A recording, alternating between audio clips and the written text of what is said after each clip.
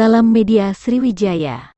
Perusahaan e-commerce Shopee Indonesia melakukan pemutusan hubungan kerja (PHK) terhadap sejumlah karyawannya.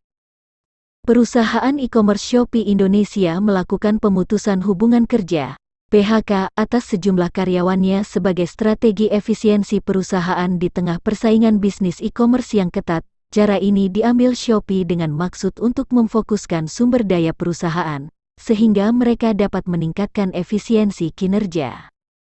Head of Public Affairs Shopee Indonesia, Radinal Nataprawira menjelaskan, langkah PHK yang dilakukan manajemen merupakan langkah terakhir yang harus ditempuh. Terkait nasib dan pesangon para karyawan yang dilepas oleh Shopee Indonesia, manajemen memastikan untuk memberikan dukungan dari adanya dampak kebijakan ini.